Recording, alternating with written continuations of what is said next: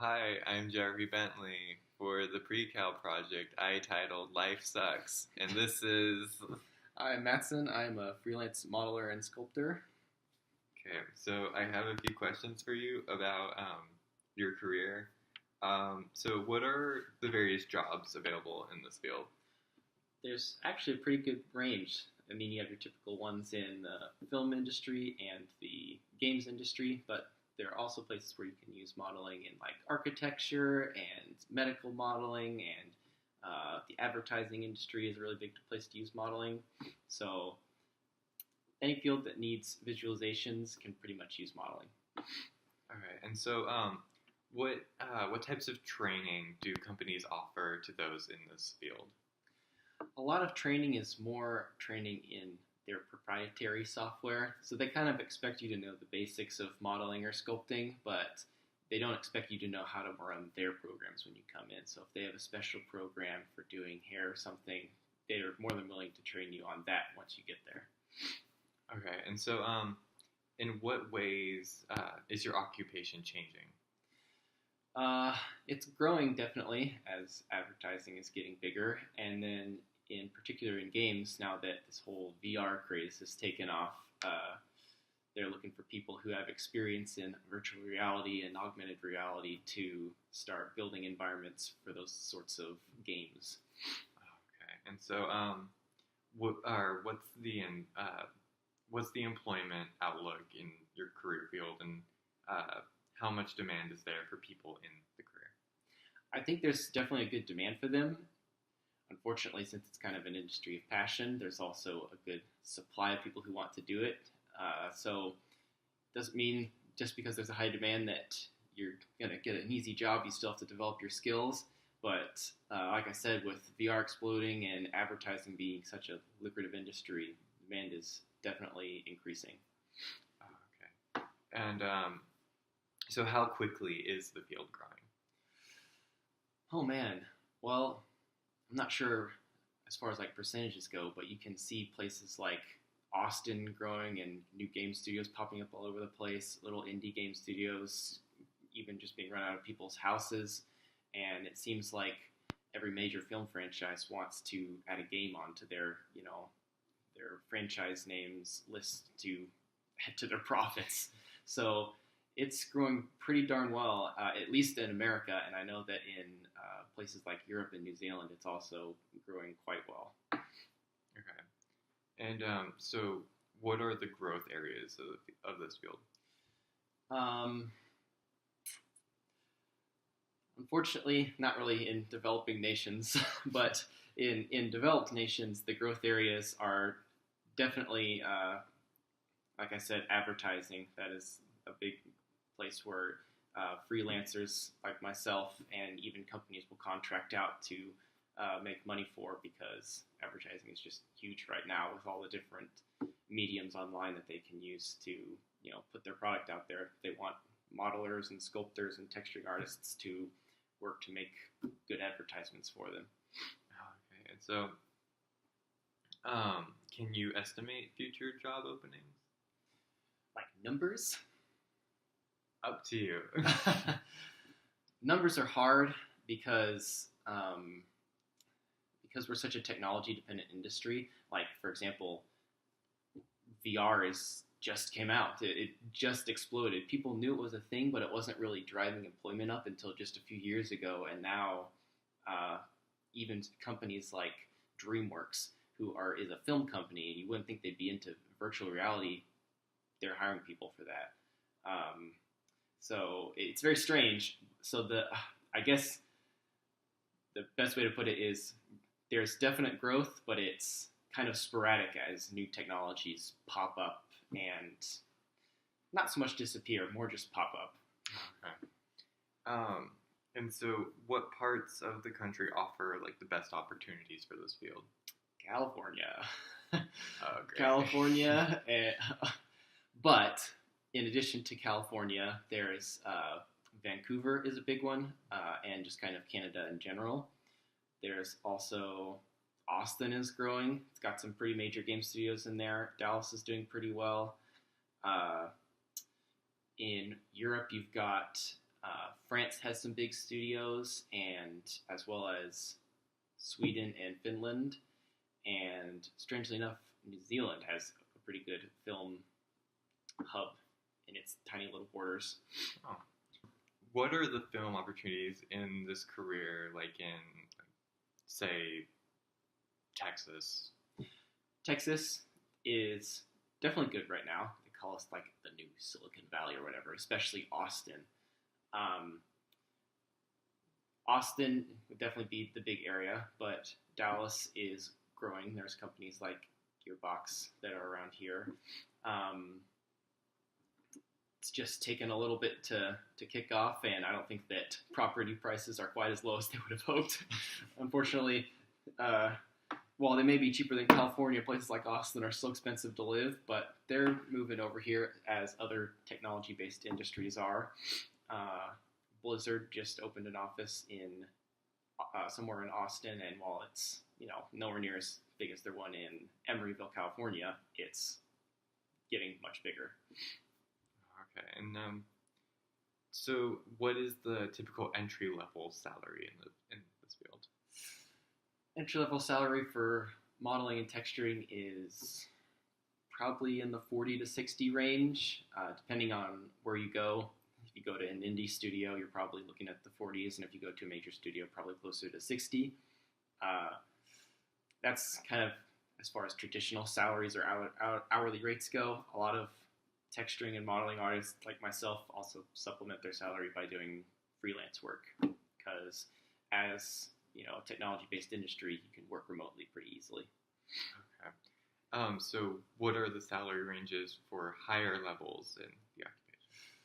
Man, I think that some of the higher levels you can make well over six figures. I have heard rumors of places like Blizzard offering very, very good salaries and benefits, although that's not an across-the-board thing. Some companies like Pixar, which you'd think, because they're so prestigious, offer their employees tons of money. They actually just pay decent and instead hire lots of people so that they can make as many films as they do. Okay. So is there a salary ceiling at all? I don't think there's a ceiling with modeling, really, especially because of, like I said, the contract thing. Salary is just not too applicable of a word to this industry because so much of it is contract.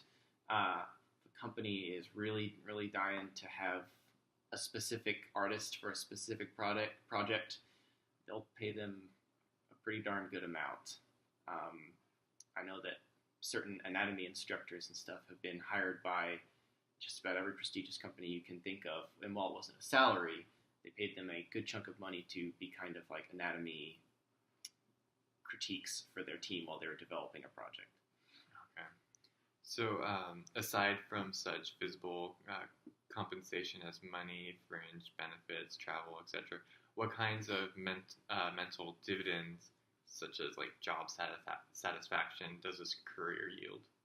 Well, I mean, we're doing the art, the stuff that we love, and even if you're not always making specifically what you want to be making, it's always awesome to be, making art. That's why I chose this industry over other ones, because I just like making things, and taking things from a drawing on a piece of paper to a full movie or game is really awesome, even if there's long hours that go along with that sometimes. So, is the industry like heavily regulated? The only really regulation I've seen is union versus non-union companies, and that gets very complicated, I think. Other than that, there's really not too much regulation, or if there is, it's taken care of by the legal teams at the companies and has to deal with copyright and trademark and all of that. It's not really something that your modelers and texturing artists ever deal with. Okay. So, what do you find unique about this career field? Well, number one is the areas that it's growing to, like VR, and the number of areas that you can apply it to, like I mentioned, the medical modeling and everything. And the other thing is just kind of how passionate people are about it. People will, sit there and do their job for 8 hours a day modeling, and they'll go home and model some more to make cool projects that they want to make. Or teams of people at a certain place of work will get together and make their own project outside of work just for fun. I've heard from people at Pixar that they do that all the time. There's all sorts of teams going on making their own products that don't have anything to do with the company. Hi, my laptop died. Anyway, Picking up where we left off. so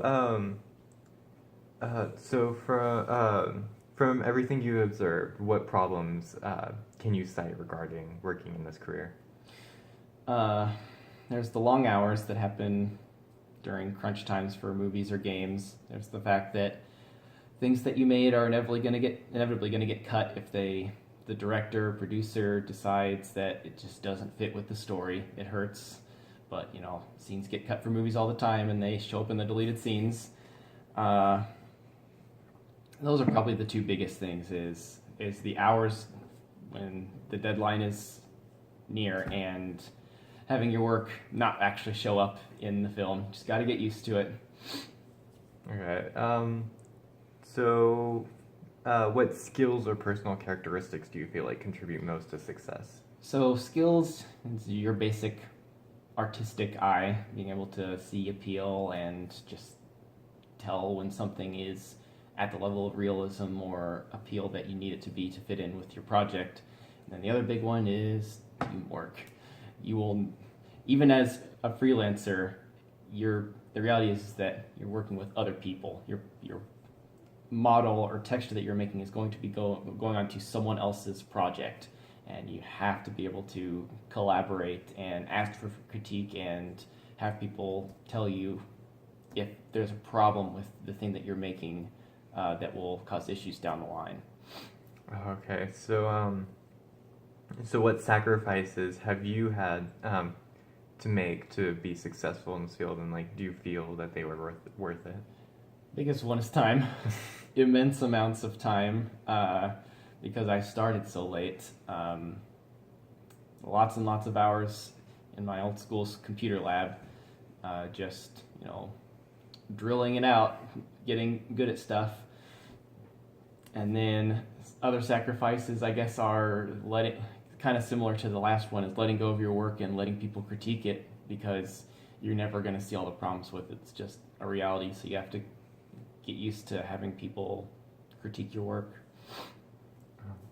So, when people leave this career, what are the usual reasons?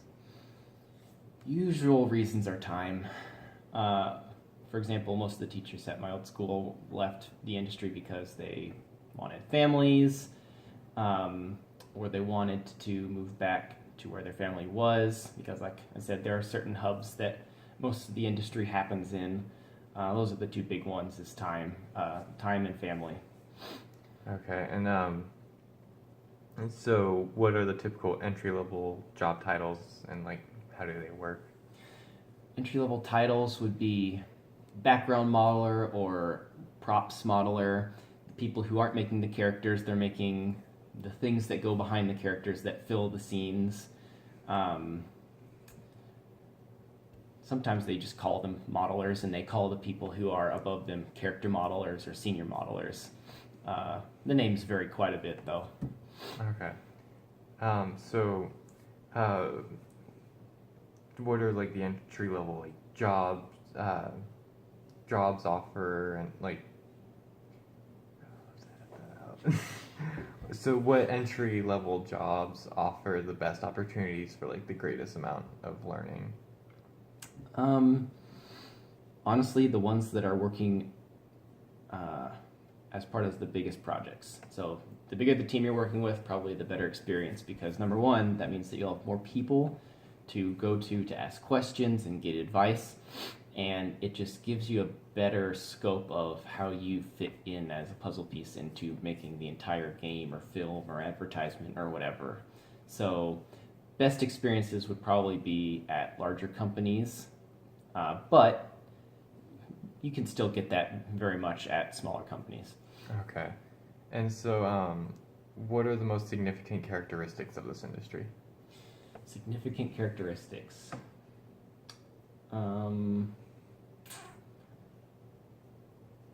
Well, definitely attracts certain kinds of people.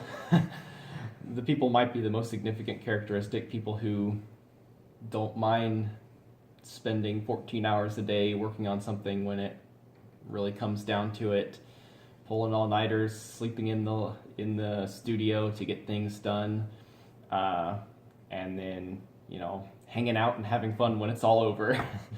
uh, yeah, I think that people are probably the most significant characteristic because you all kind of you know went through the same garbage to get to where you are. You fought the battles and went through the battlement and everything to get to where you are, and everyone can relate to that. Okay, and so what trends in this field would be most likely to affect someone just entering the career? Trends. The only trend that I can really think affecting someone coming into this industry is if there was a major software shift, which hasn't really happened since the emergence of 3D to begin with. And part of being a good employee and just modeler in general is keeping up with the times and the softwares. That's the only really foreseeable thing that I can think of, because people have proven that they're pretty consistently interested in games and movies, and I don't think advertising is going anywhere. So unless some crazy software comes out that just revolutionizes everything, that's all I can think of. Okay, so what kinds of people experience the greatest success in this field? The people who are really good at learning.